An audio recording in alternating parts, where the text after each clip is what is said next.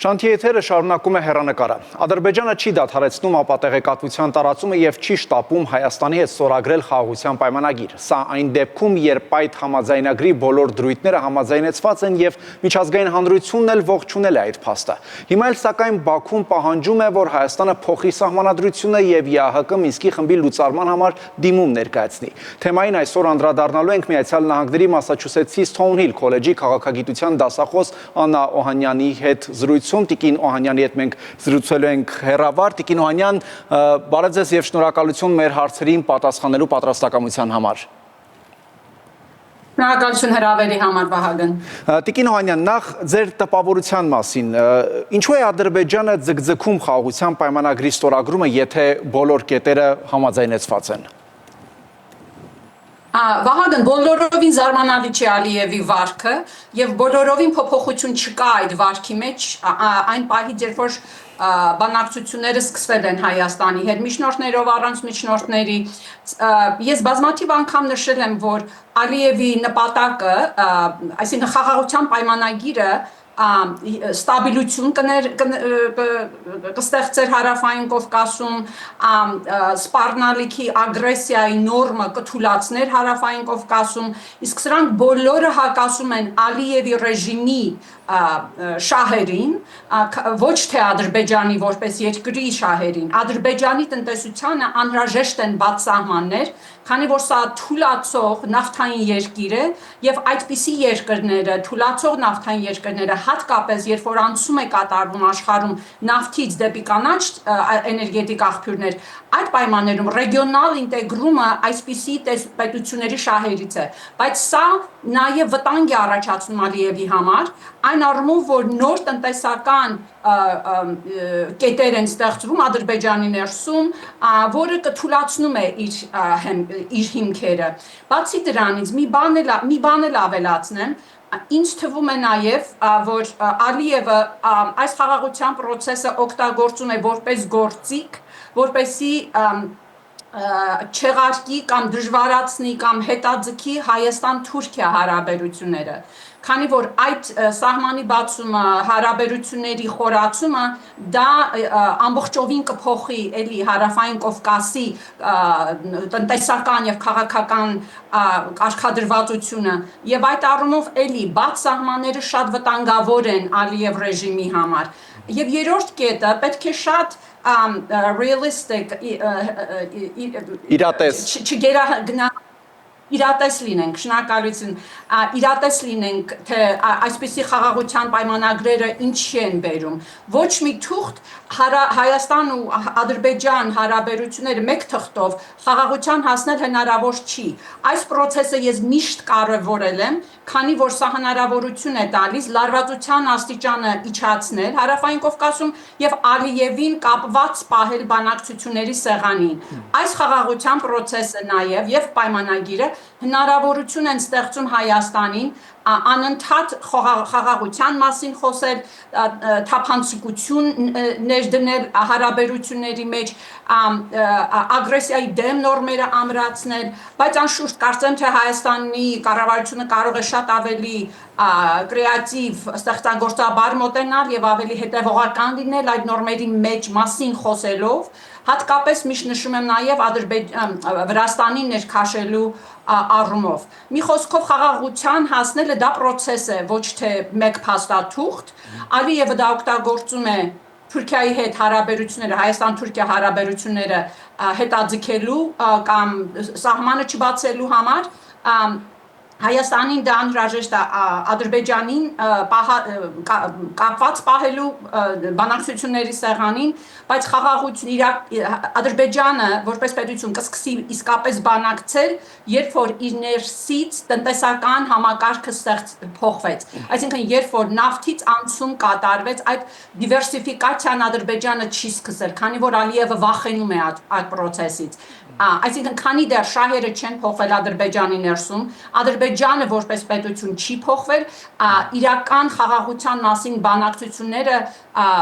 չեն առաջ գա, բայց այս process-ը նորից եմ ուզում շեշտել, շատ եմ կարևորում, որ այդ անցումային շրջանում Ադրբեջանին բանակցությունների սեղանին պահել։ Տիկին Հովհաննյան, հիմա հայկական փորձագիտական շրջանակներում տարբեր են կարծիքները ադրբեջանական ապատեղեկատվության տարածման վերաբերյալ։ Արդեն ըստ էության 5-րդ օրն է, որ անդադար Ադրբեջանը օրվա մեջ անգամ մի քանի անգամ այդ ապատեղեկատվությունն է տարածում, թե հայկական ստորաբաժանումները կրակ են բացել իրենց սահմանի ուղղությամբ։ Դա հերքվում է Հայաստանի պաշտպանության նախարարության կողմից եւ երկու տեսակետ կա։ Տեսակետներից առաջինն այն է, որ Ադրբեջանը ինչպես սովորաբար է լինում, այսպես հող է նախապատրաստում հերթական հարձակման համար եւ կա երկրորդ տեսակետ, որ սա ամենևին էլ չի հանգեցնի հարձակման, այլ պարզապես այսպես լարված մթնոլորտում են ցանկանում պահել։ Որն է ձեր գնահատականը։ Ես ավելի կողմնակից եմ երկրորդ տեսակետին, անշուշտ ոչինչ հնարավոր չի կարելի բացառել, բայց միևնույն ժամանակ Ադրբեջանի համար, Ալիևի համար շատ ռիսկային է պատերազմը։ Նայեք թե հարևան Թուրքիայում ինչ է կատարվում։ Այսինքն այն դեպքում, որ Թուրքիան շատ ավելի բաց երկիր է ներսից առումով հաշվի առնելով այդ ավտորիտարիզմը, որ խորացել է երկրում, բայց միևնույն ժամանակ ինֆլյացիայի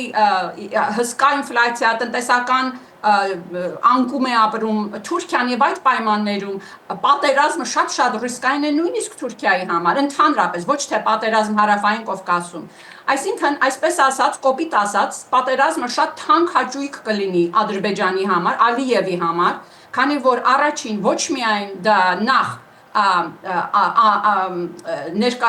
ամրացնում է բանակը, իսկ հետազոտությունները ցույց են տալիս, որ երբ որ ավտորիտար երկրները հարձակվում են հարևան երկրի վրա, դա ուժեղացնում է բանակը եւ ուշ թե շուտ մոտակա 3-4 տարվա ընթացքում դրանք գահընկեց են լինում հենց բանակի կողմից։ Այսինքն սրա մասին ես գրել եմ անգլերենով EVN report-ի համար, հույս ունենալով, որ դա կտարածվի Ադրբեջանի տարածքում, մեդիա տարածքում։ Այսինքն դա շատ ռիսկային է եւ երկրորդը պատերազմ սկսելը Հարավային Կովկասում, դա շատ ռիսկային է Թուրքիայի համար։ Թուրքիային ես նոր վերադարձա Թուրքիայից, մոտ 25 ինտերվյու արեցի գիտնականների, վերլուծաբանների հետ եւ ընդհանուր առմամբ շատ ուժեղ ճնշում կա, ցանկություն կա, գիտակցություն կա, որ Թուրքիայի շահերից չեն բխում Հարավային Կովկասում պատերազմ տեսնել, քանի որ բացի Բալկանյան ռեգիոնից, որը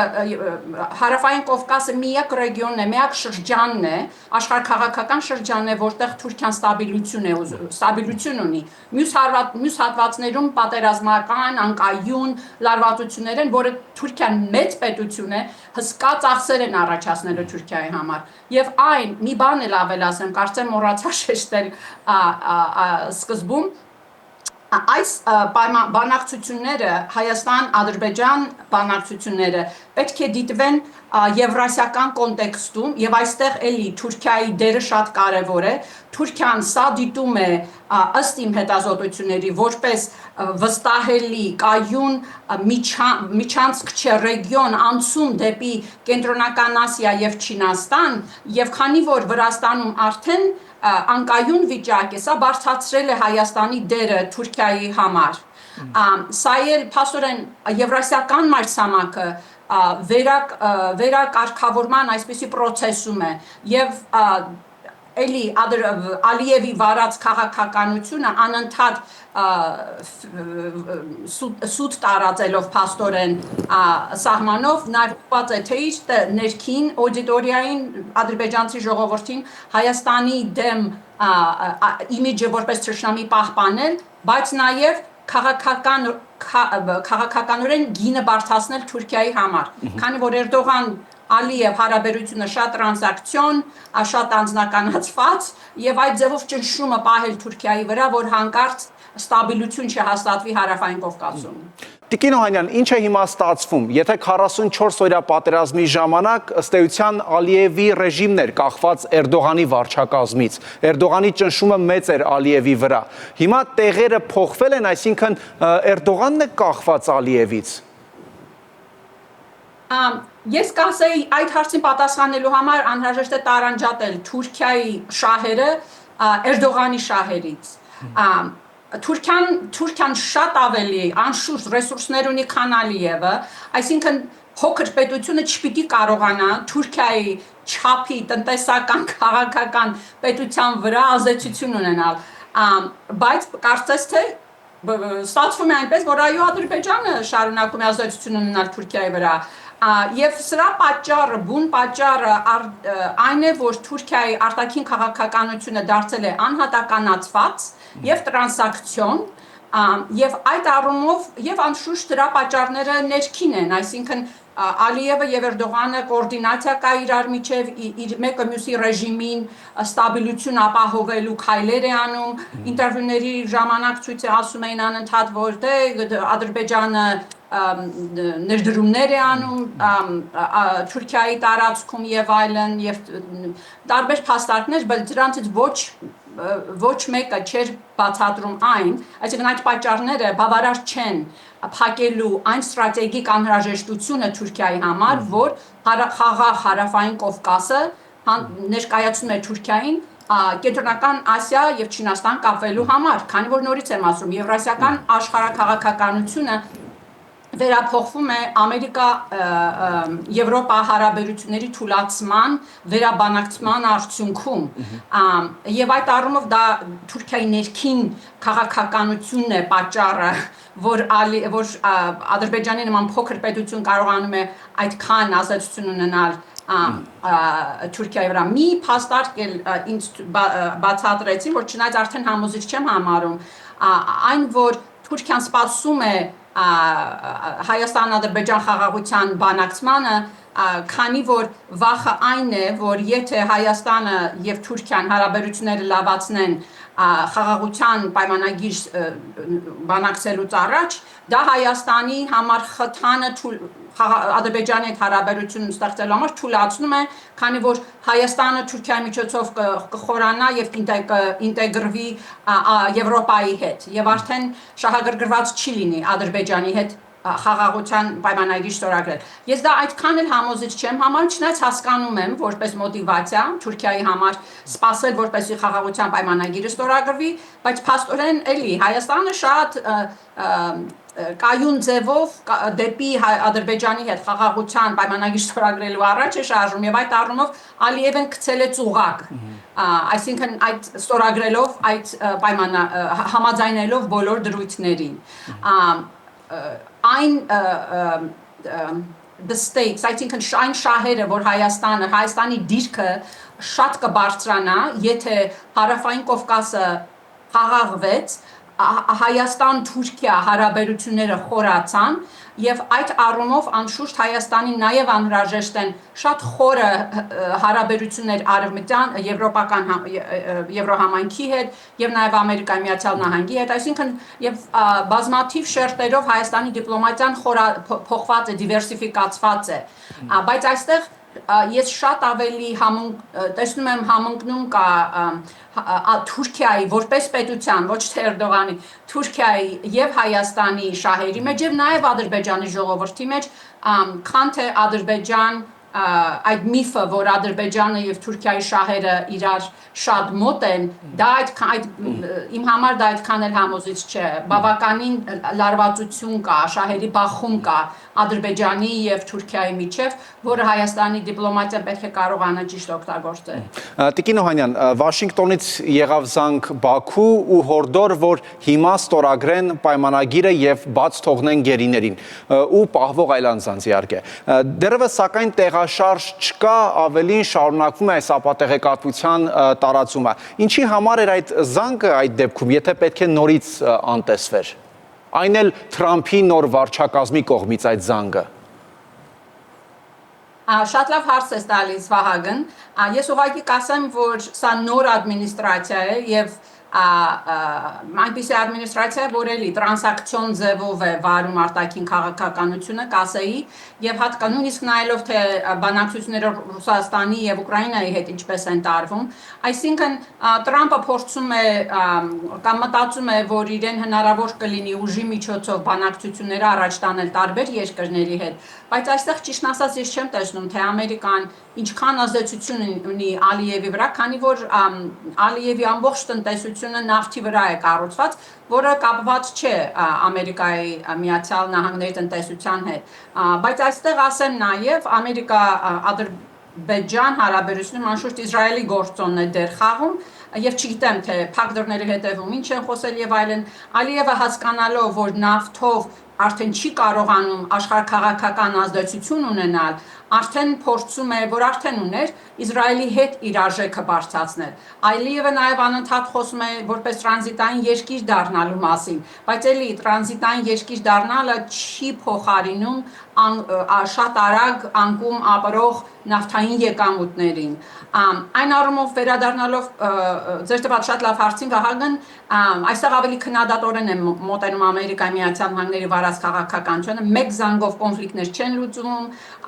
բանակցությունները, այսպես հատկապես այս դեպքում արդեն տեքստը համաձայնեցված է,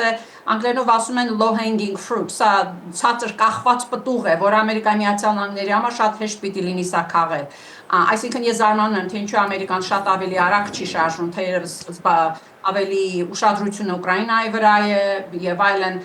բայց ինձ թվում է, որ Ամերիկայի դիպլոմատիան այստեղ շատ ավելի արագ եւ դինամիկ շարժվելու տեղ ունի, քանի որ հիմնական աշխատանքը արված է, բայց մեկ զանգով ես չեմ կարծում, որ Ալիևին կկարողանան բանակցությունների սեղան բերել։ Միևնույն ժամանակ չգիտեմ, թե փակտների հետևում ինչ են խոսել Իսրայել-Իրան հարաբերությունների իրավիճակի մասին։ Եվ ամփոփելով մեր զրույցը հակիրճ վերջում, Տիկին Օհանյան, դուք ինչպիսի սցենարներ եք կանխատեսում Հարավային Կովկասում, այդ թվում մասնավորապես հայ-ադրբեջանական հարաբերություններում, կարճաժամկետում։ Շատ դժվար է կանխատեսել եւ ընդհանրապես քաղաքագիտության գիտնականներ, քաղաքագիտության զբաղվող գիտնականները շատ զգուշավոր են կանխատեսումների մեջ եւ ես էլ այդ նորմը չեմ խախտի, բայց ասեմ, որ մի քանի սցենարներ հնարավոր են, ես կասեի, որ ամենահավանականը համարում եմ այն, որ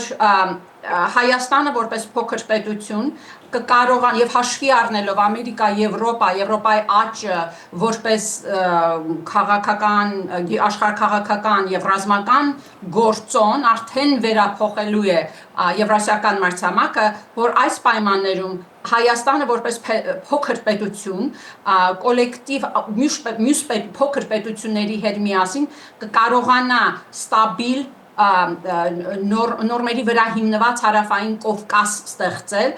միայն այդ տիպի հարավային Կովկասն է իր շահերից, որպես հնարավորություն տա, որ Հայաստանի պետությունը զարգանա, ծաղկի եւ խորանա։ Ես մնում եմ շատ պոզիտիվ, որ Հայաստանի դիպլոմատիան կկարողանա, Ալիևը պրոբլեմ է հարավային Կովկասի համար եւ Հայաստանի, եւ Ադրբեջանի, եւ Թուրքիայի, բայց նաեւ կասեի, որ այստեղ շատ բան կախված է Թուրքիայի, Ռուսաստանի ներքին քաղաքականությունից եւ նաեւ կհնչեցնեի այն թեզը, որ all geopolitics is local, ամբողջ բոլոր աշխարհաքաղաքական աշխարհաքաղաքականությունը տեղական բնույթ ունի, այսինքն շատ գործարքներ, հարաբերություններ բխելու են այս երկրների ներքին քաղաքականությունից, լինի դա Ադրբեջանինը, Թուրքիայինը եւ Հայաստանի համար դա ուղղակի պարզ է, պետք է շարունակի ու րոպե չկորցնի իր դեմոկրատական կառույցները խորացնելով, կոնսենսուսը դեմոկրատիայի շուրջ որպես քաղաքական համակարգ խորացնելով, քանի որ դա է միակ գործիքը, որով Հայաստանը կշարունակի իր պետականաշինությունը։ Շնորհակալություն Տիկին Օհանյան։ Շնորհակալություն հրավերի համար։ Հեռանկարում Միացյալ Նահանգների Մասաչուսեթսի Սթոուն Հիլ քոլեջի քաղաքագիտության դասախոս Աննա Օհանյանն էր։